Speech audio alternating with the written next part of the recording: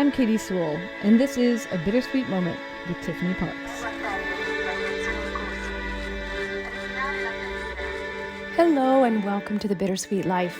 I'm Tiffany Parks, and this is your midweek Bittersweet Moment. On Monday's episode, Katie and I talked about visiting amazing places at night when they're empty. This was sparked by an article in The Atlantic in which a very lucky journalist got the opportunity to go to the Vatican Museums in the middle of the night and see it completely empty, not with a few groups, not with a smaller crowd, but absolutely empty, and wander around the darkened galleries. Something that most of us will never get to do, unfortunately. But it gave me the idea to hear from some experts, some people who are in the Vatican Museums every single day, tour guides, to hear them talk a little bit about the harsh reality of what the Vatican Museums are like right now, in the middle of high season, in one of, if not the busiest seasons that we have ever had in Rome. This isn't to scare you. This isn't to convince you not to go to the Vatican, although choosing to not go to the Vatican on your trip to Rome is a totally valid choice. If you choose to do that, you should not be made to feel bad for that. And I would specifically caution, if you have young children, I would say even up to 10 years old, I would avoid it. I would absolutely not go. And that's triply true if you have children under 2. So that's my one serious piece of advice.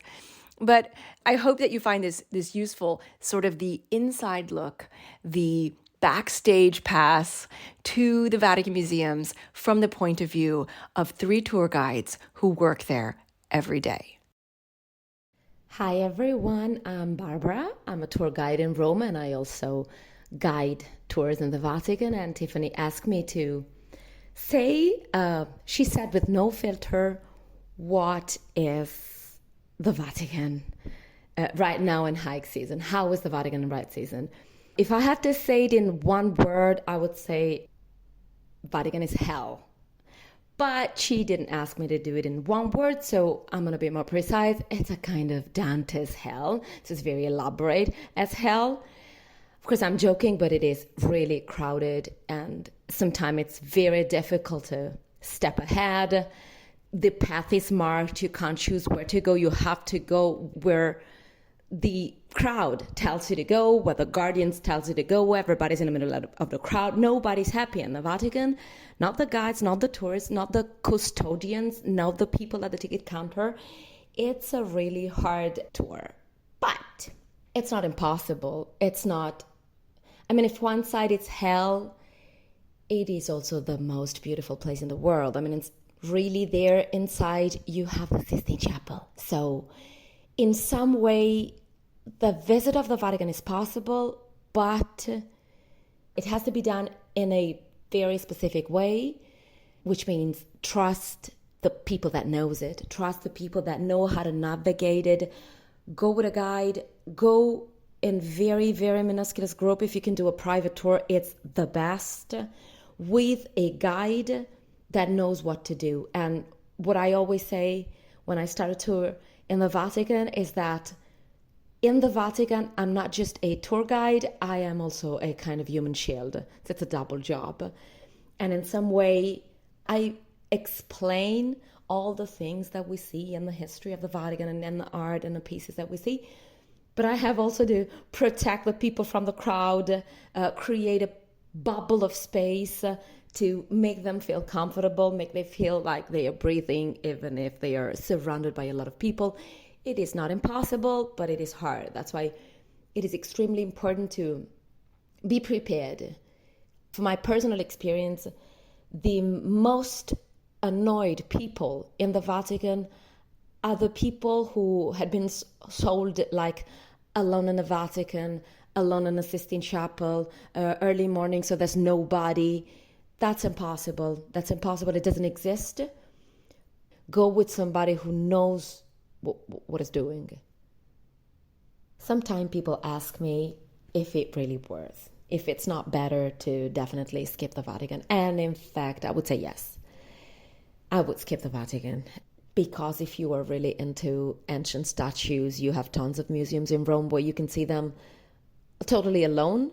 Same quality than the Vatican, super important statues like in the Musei Capitolini or a lot of Palazzo Altemps, Palazzo Massimo, a lot of them. Or if it's for paintings, there are tons of galleries. If it's for Raphael, you can go to Villa Farnesina. There are a lot of alternatives to see the same things, but in absolutely more enjoyable places. The only thing that you can't really find anywhere else is the Sistine Chapel. But the Sistine Chapel is just a Sistine Chapel, so one can also think to just buy the ticket to the Vatican just to see the Sistine Chapel and then focus on all the other important things, all the rest of the history of Rome in other and much more enjoyable places. Well, the craziest thing that I can think of was last summer, at the end of the summer. I was on a tour with my group at sort of, I can't remember what time of day it was, mid-morning or something, I think. And I noticed that the galleries were closed off and it felt a bit funny, like something had happened. Normally the Chiaramonti is open by that time in the morning. And I asked sort of some other people around me, like, what's happened? Something's happened. And I was told that a tourist had attacked two of the works of art, two sculptures. He jumped up and grabbed them, yanked them off the wall, and apparently the guy was imbalanced. He had a psychological imbalance. He had a break of some sort. He was in the Chiaramonti and he had asked to see the Pope and apparently been refused, and somebody must have laughed at him and he just went a little bit crazy. He lost grip on reality and jumped up and grabbed some of the statues. And the thing that in my mind sort of I was thinking, this is obvious, but I didn't think of it before, is that none of those statues in the Chiaramonti gallery, they're not just sitting on the shelves. I mean, you have to rock on them to get them off. Apparently, my colleague told me that he'd witnessed it and the guy was literally pulling on the thing, yanking it to get it off the shelf, because there's iron rods in the middle of them. So he must have been really quite angry to be able to manage to yank two of them down in the time the custodians came over, which apparently was very quickly too. So we will think that those custodians are sitting around doing nothing. But I was told within 30 seconds there was a custodian on the job and there. And then another couple of months later, I was in the museums and I was finishing a tour and on my way out, and I dropped off the headset, and it was actually my daughter's best friend in school's auntie, who is one of the restoration heads of department. And I said hello to her and we had a chat, and she said, oh, would you like to go and see Apollo? So I got to go and see Apollo behind the scenes and stand on the scaffolding next to Apollo, actually on the same ground level as Apollo's feet. Normally you view him from underneath. So it was kind of wonderful just to be standing next to him and sort of be able to walk around him that close and see the sculpture and have one of the restoration team tell me about the restoration and what was going on with it. And after that, I had been invited by the head of department, Guy Devereaux, the head of sculptural restoration, to go and see the sculptural restoration studio. So I went and had a look, and I actually saw the two busts that were under restoration that had been yanked off the wall by our gentleman of psychological imbalance. I don't know his name, so I'm afraid. I don't know how to refer to him there, but yeah. So I was able to have a look and see what state of restoration those pieces are in, which I thought was wonderful and also kind of tragic at the same time. But yeah, another thing that came to light as I was talking to one of the restoration team is that apparently the Vatican restoration team don't believe that the arm of Laocoon is the original arm. So the one that we all tell our clients is the original arm, and it was found in 1506 by Ludwig Pollack, and then they investigated it, and in 1956 they put it back on. Sorry, found in 1905, put back on in 1956, and it's not the real arm. The restoration team, none of them believe that, but they're not going to change anything. They're not going to announce it or make any adjustments to any history books. So there you are. Good morning. So I'm just waking up and getting ready to go to work. Just having my morning coffee on my terrace and soaking in a few minutes of silence and cool breeze before I head to the Vatican, because it won't be silence and cool breeze in the Vatican, that's for sure. So I think what I would tell anybody coming to visit the Vatican, certainly it depends on when you're coming. If you want to come to Italy when the weather is beautiful and the days are long and it doesn't get dark until 9 o'clock at night, and you can enjoy an aperitivo outside in a piazza and a walk with the gelato in your hand, then you have to come when everybody else wants to come. When the kids are out of school, it's going to be very busy in the Vatican Museums at almost any hour of the day. There are times when you might find a few less people, or you might get lucky, but it is very crowded and very hot in the summertime. From June until October, essentially, are some of the times when it's hottest. September, I guess, maybe. And it can be very, very crowded, extremely crowded in some points of the museums. There are some galleries that lead to the Sistine Chapel that are extremely crowded, mostly because the museums weren't built to be museums. It was built to be the Palace of the Pope, and they're trying to get as many people in as possible.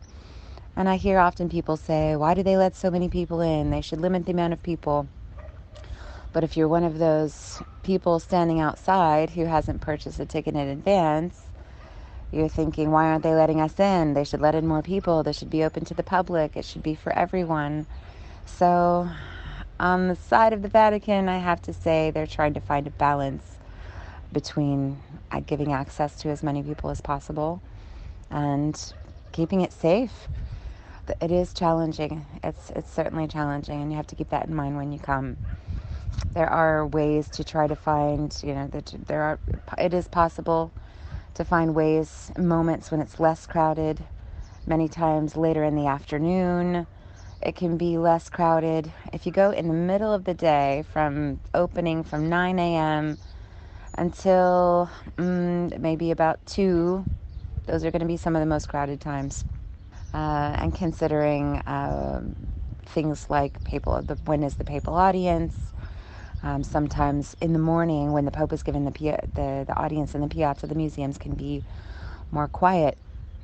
But then it will get busy in the afternoon because everybody rushes over to the museums after they finish with the Pope. I would recommend to anyone who is coming for the first time to certainly get a tour guide. And that's just to help navigate you through the crowds and help you to know where to put your eyes, because there's so much inside of there. It's very difficult to know, and it really can be overwhelming. It takes a lot of stress off of the visitor.